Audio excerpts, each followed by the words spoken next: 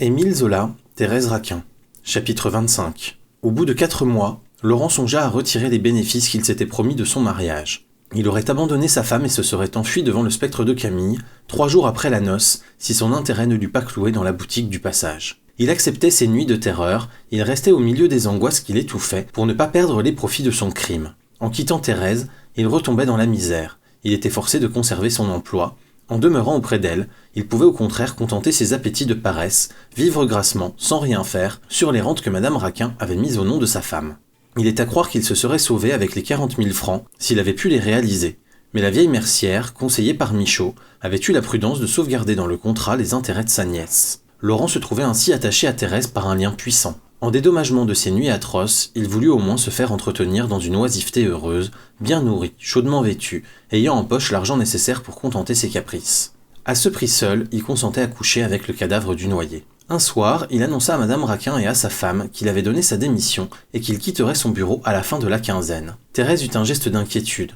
Il se hâta d'ajouter qu'il allait louer un petit atelier où il se remettrait à faire de la peinture. Il s'étendit longuement sur les ennuis de son emploi, sur les larges horizons que l'art lui ouvrait. Maintenant qu'il avait quelques sous et qu'il pouvait tenter le succès, il voulait voir s'il n'était pas capable de grandes choses. La tirade qu'il déclama à ce propos cachait simplement une féroce envie de reprendre son ancienne vie d'atelier. Thérèse, les lèvres pincées, ne répondit pas.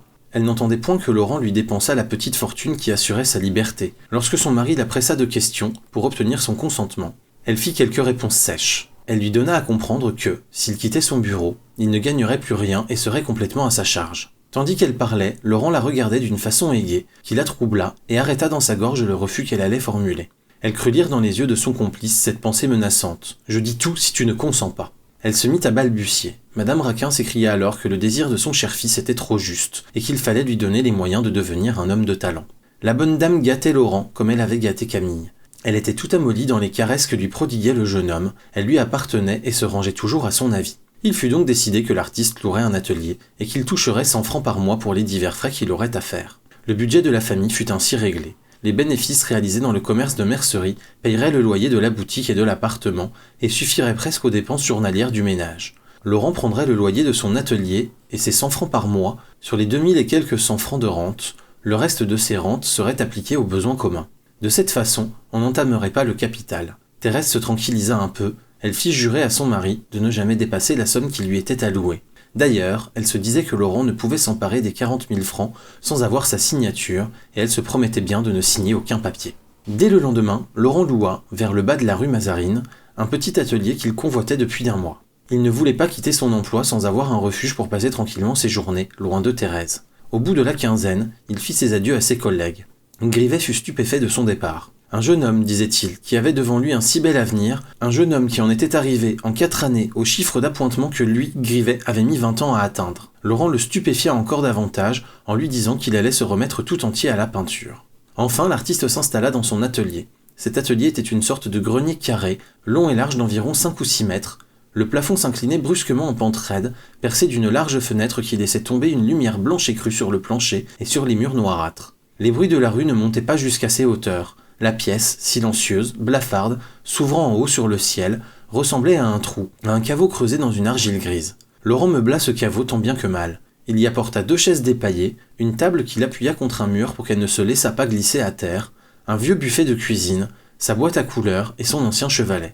Tout le luxe du lieu consista en un vaste divan qu'il acheta 30 francs chez un brocanteur.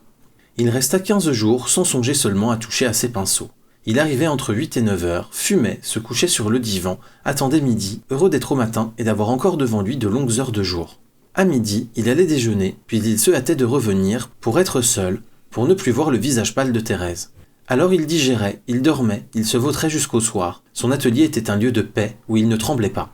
Un jour, sa femme lui demanda à visiter son cher refuge. Il refusa, et comme, malgré son refus, elle vint frapper à sa porte, il n'ouvrit pas. Il lui dit le soir qu'il avait passé la journée au musée du Louvre. Il craignait que Thérèse n'introduisît avec elle le spectre de Camille. L'oisiveté finit par lui peser. Il acheta une toile et des couleurs et se mit à l'œuvre. N'ayant pas assez d'argent pour payer des modèles, il résolut de peindre au gré de ses fantaisies, sans se soucier de la nature. Il entreprit une tête d'homme. D'ailleurs, il ne se cloîtra plus autant.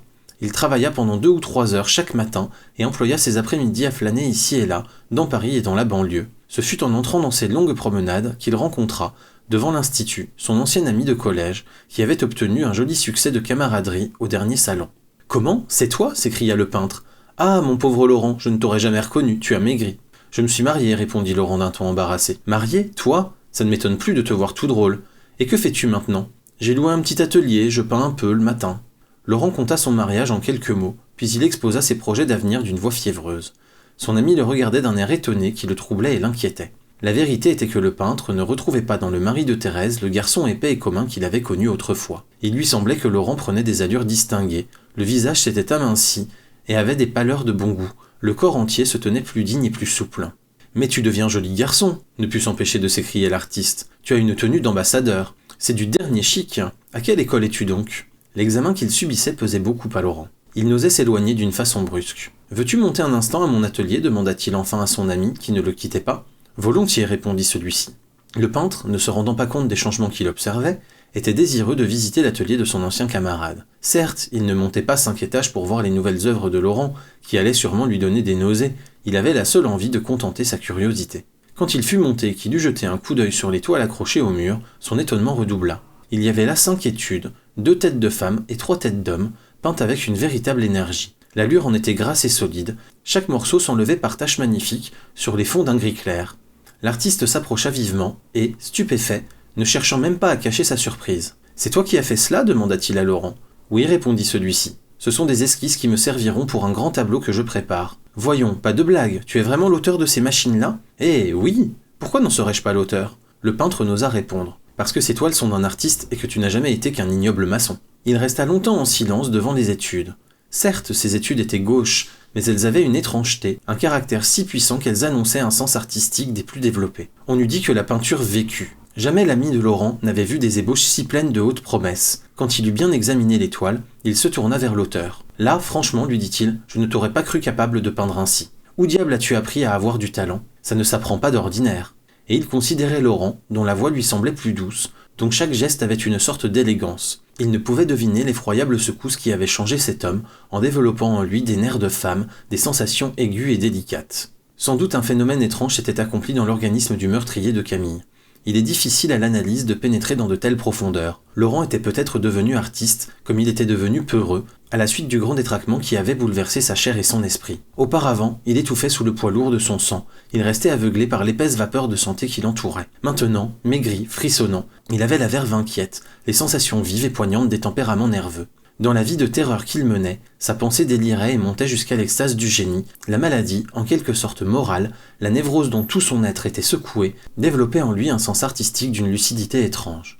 Depuis qu'il avait tué, sa chair s'était comme allégée, son cerveau éperdu lui semblait immense, et, dans ce brusque grandissement de sa pensée, il voyait passer des créations exquises, des rêveries de poète. Et c'est ainsi que ses gestes avaient pris une distinction subite, c'est ainsi que ses œuvres étaient belles, rendues tout d'un coup personnelles et vivantes. Son ami n'essaya pas de s'expliquer davantage la naissance de cet artiste. Il s'en alla avec son étonnement. Avant de partir, il regarda encore les toiles et dit à Laurent « Je n'ai qu'un reproche à te faire, c'est que toutes tes études ont un air de famille. Ces 5 têtes se ressemblent. Les femmes elles-mêmes prennent je ne sais quelle allure violente qui leur donne l'air d'hommage déguisé. Tu comprends, si tu veux faire un tableau avec ces ébauches-là, il faudra changer quelques-unes des physionomies. Tes personnages ne peuvent pas être tous frères, cela ferait rire. » Il sortit de l'atelier et ajouta sur le carré, en riant « Vrai, mon vieux, ça me fait plaisir de t'avoir vu. Maintenant je vais croire au miracle. Bon Dieu, es-tu comme il faut ?» Il descendit. Laurent rentra dans l'atelier, vivement troublé. Lorsque son ami lui avait fait l'observation que toutes ces têtes d'études avaient un air de famille, il s'était brusquement tourné pour cacher sa pâleur. C'est que déjà cette ressemblance fatale l'avait frappé. Il revint lentement se placer devant les toiles. À mesure qu'il les contemplait, qu'il passait de l'une à l'autre, une sueur glacée lui mouillait le dos. « Il a raison, murmura-t-il, ils se ressemblent tous. Il ressemble à Camille. » Il se recula, il s'assit sur le divan, sans pouvoir détacher les yeux des têtes d'études. La première était une face de vieillard, avec une longue barbe blanche. Sous cette barbe blanche, l'artiste devinait le menton maigre de Camille. La seconde représentait une jeune fille blonde, et cette jeune fille le regardait avec les yeux bleus de sa victime. Les 3 autres figures avaient chacune quelques traits du noyer. On eût dit Camille, grimée en vieillard, en jeune fille, prenant le déguisement qu'il plaisait au peintre de lui donner, mais gardant toujours le caractère général de sa physionomie. Il existait une autre ressemblance terrible entre ces têtes, elles paraissaient souffrantes et terrifiées, elles étaient comme écrasées sous le même sentiment d'horreur. Chacune avait un léger pli à gauche de la bouche qui tirait les lèvres et les faisait grimacer. Ce pli que Laurent se rappela avoir vu sur la face convulsionnée du noyé les frappait d'un signe d'ignoble parenté. Laurent comprit qu'il avait trop regardé Camille à la morgue. L'image du cadavre s'était gravée profondément en lui. Maintenant, sa main, sans qu'il en eût conscience, traçait toujours les lignes de ce visage atroce dont le souvenir le suivait partout. Peu à peu, le peintre, qui se renversait sur le divan, crut voir les figures s'animer, et il eut 5 Camilles devant lui, 5 Camilles que ses propres doigts avaient puissamment créées, et qui, par une étrangeté effrayante, prenaient tous les âges et tous les sexes. Il se leva, il lacéra les toiles et les jeta dehors. Il se disait qu'il mourrait d'effroi dans son atelier s'il ne peuplait lui-même des portraits de sa victime. Une crainte venait de le prendre. Il redoutait de ne pouvoir plus dessiner une tête sans dessiner celle du noyé. Il voulut savoir tout de suite s'il était maître de sa main. Il posa une toile blanche sur son chevalet. Puis, avec un bout de fusain, il indiqua une figure en quelques traits. La figure ressemblait à Camille. Laurent effaça brusquement cette esquisse et en tenta une autre. Pendant 1 heure, il se débattit contre la fatalité qui poussait ses doigts. À chaque nouvel essai, il revenait à la tête du noyé. Il avait beau tendre sa volonté, éviter des lignes qu'il connaissait si bien, malgré lui, il traçait ses lignes, il obéissait à ses muscles, à ses nerfs révoltés.